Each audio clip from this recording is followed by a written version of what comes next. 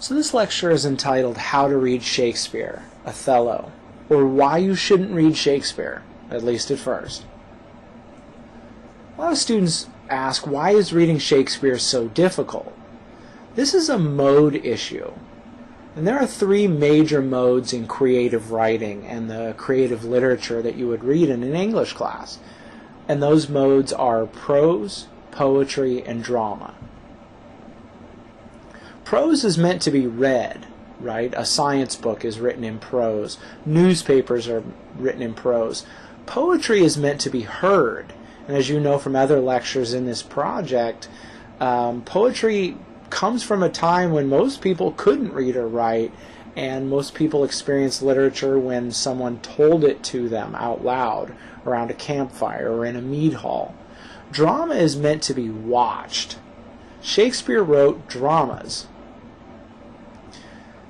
However, Shakespeare also wrote his plays in poetry because that was the style of the day. But poetry is meant to be heard, so someone should still read Shakespeare to you, or you should read it out loud. Either way, Shakespeare is meant to be heard and watched and enjoyed. Drama and poetry are also a lot of fun because they are social forms of literature, from a time when people didn't read very much, and literature was a community activity. That is perhaps what is wrong with literature these days, and perhaps why so many students don't like literature, because it's such a solitary thing, and most people like to be doing things that are social, right? Poetry and drama are social. Part of it also has to do with the way how we have the plays themselves, right? Shakespeare didn't write to sell plays or books of plays. He wrote to sell tickets, right? Shakespeare owned a theater. He made his money selling tickets. The plays were just something he did to get people in the door. In fact, Shakespeare never sold a single play in his entire lifetime. He sold some books of his poems, but again, that's not how he made his money. He sold a lot of tickets, and he did quite well. He was kind of the Steven Spielberg of his day. In fact, our versions of Shakespeare's plays are all bootlegs. That's right. It was 15th century, file sharing, Elizabethan style, right? Groups of people, probably low-class people, but people who could read and write, would go to his plays, and they would write down everything they heard, right? So, there might be three people who would go to the play, and, one guy would write down all the lines for the major male parts, and another person might go and write down all the lines for the major female parts, and then another person might kind of write down the lines for the minor roles.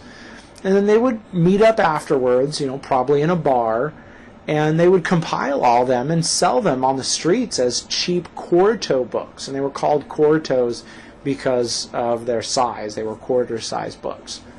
After his death, a group of his fellow actors and writer friends produced an actual book of his plays in a so-called folio edition. A folio is like a half-size book, and a much nicer one. And so that's why we have his plays. Otherwise, we probably wouldn't have them at all. And so how does that affect our reading experience?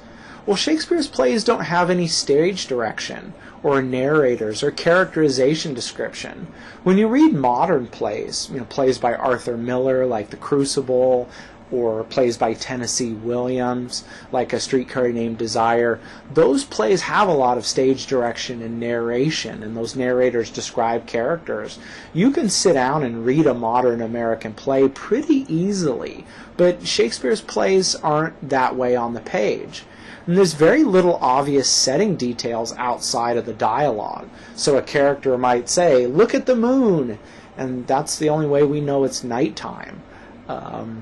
And so that's why we have to see the plays. We should see modern American plays too, but with Shakespeare, we absolutely must see the plays. So what do we do then? Well, my suggestion is that you first get a good online plot summary. I like using sparknotes.com. Their summaries are well done. They have good analysis. It's free. And they have all the plays, or at least all the major ones that anybody would want to read. And so read that plot summary and the character list just so you know who the characters are and what the setting is. And in this lecture, I'm going to kind of give you the SparkNotes version of Othello, but if you'd like, go to SparkNotes and read up on it. Then get a good film version of the play. It would be better to go see it in person, but that's usually more expensive, and the plays aren't available all the time. But in any good university or public library these days, you can get many film versions of the play, sometimes multiple film versions of the play. And so just watch it. And I find that people understand Shakespeare when they watch it, right? I've taken 8-year-olds. I've taken my 8-year-old son to A Midsummer Night's Dream. He loved it. I don't know that he really understood everything that the characters were saying, but the action on stage was good. He understood it. It was funny. It made him laugh. And that's really what it's all about. And then, if you're in an English class, like we are here, then read the play out loud, right? Because it's poetry. And again, students will say, Mr. Brayman, when we read it out loud, I understand it. Of course, it's poetry. It's meant to be heard. Right? Like I said, little kids can enjoy Shakespeare. And Shakespeare was kind of the Quentin Tarantino and the Seth Rogen of his day, right? So, go to the plays and have fun.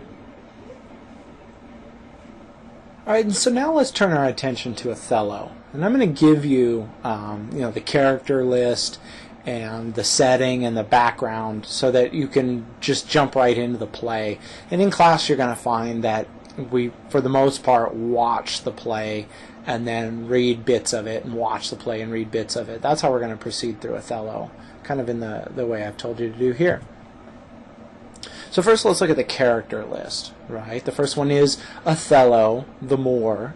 And in Elizabethan England, Moor meant either a black person or a Muslim, and often both, as a lot of the Moors would have come from West Africa and would therefore be both black and Muslim. Shakespeare is unclear about Othello's background, and I think he's deliberately vague. I think he deliberately doesn't tell us exactly what Othello's background is and where he's from. However, what we do know from the play is that Othello is Venice's greatest general and hero, and that sets up some of the tension in the play. On the one hand, the Venetians need him as their war leader, but on the other hand, he's an outsider and he's distrusted. Then there's Desdemona, and Desdemona is the daughter of Brabantio, who is a powerful Venetian noble who has befriended Othello. And she falls in love with and marries Othello without her father's knowledge and permission. And this sets up the early conflict in the play. The next character is Michael Cassio. And Cassio is Othello's newly appointed lieutenant. And Cassio is young and handsome and well-connected. And so therefore Othello selects Cassio as his lieutenant. Iago is Othello's right-hand man and his best friend, and he's also his ancient, and that's a position just below lieutenant. And so when Othello selects Cassio as lieutenant, Iago is secretly enraged. He doesn't really let Othello know this, and this jealousy and rage drives the play forward. And it is at this moment that two events are colliding in Venice. In public, Venice is going to war with the Turks for control of the island of Cyprus in the Mediterranean Sea. And privately, Othello and Desdemona have wed in secret. Also, Iago has just been passed over for promotion in favor of Michael Cassio, and he decides to get his revenge by exposing Othello and Desdemona's marriage to Brabantio.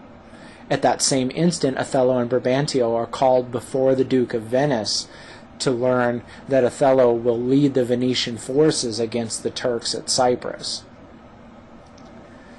In the Duke's chambers, Brabantio confronts Othello before the Duke, but because of Othello's nobility, honor, and importance to Venice, not much is made of Othello's breach of honor. Also, Desdemona's speech in defense of her love for Othello is one of Shakespeare's most moving love speeches. And Desdemona asks to be sent to Cyprus with Othello because their marriage is so new. And it is at Cyprus that Iago decides to get his revenge. And so the play has some key themes and motifs and symbols, right? A motif is a repeated pattern of words or images or ideas. And so we get these fantastic image and metaphor clusters in the play about light and dark, right? Kind of symbolizing good and evil, and Othello and Desdemona, and perhaps Iago and Othello as well. Image and metaphor clusters, these motifs of eating and poison and medicine. There are many allusions in the play. An allusion is a reference to another work of literature or another story or work of art. And there are allusions to the Garden of Eden myth, right? The original myth of husband and wife in the Western tradition, and the mythology of the fallen angels. There's a lot of language about angels and devils and fallen angels in this play. There's also a lot of motifs and themes and symbols surrounding animals, right? At various points, Othello will just scream goats and monkeys. And goats and monkeys are traditionally sexually unrestrained animals, right? Because animals are different than humans, right? Humans control their sexual instincts, and humans have moral, rational self-control, whereas animals don't. They just act on instinct, right? The color green is a huge symbol in the play, right? Green symbolizes jealousy. It also symbolizes fertility and lust in the Western tradition. There's a theme of love as sorcery, and words themselves, right? Because prayers and curses and charms are all just built on words, as are promises, right? The marriage vow is just words. And so the play, will kind of get underneath this idea of words as sorcery and love as sorcery, and it all kind of rolls together. And that's what we're going to really study, and that's what your assessment for this project will be based on. And so that's it. Thanks for watching. If you feel like you need more background on Othello, don't hesitate to check out SparkNotes. And we'll be watching Lawrence Fishburne's Othello in class. I'll be skipping over the naughty parts, so it will be a PG-rated experience. Thanks.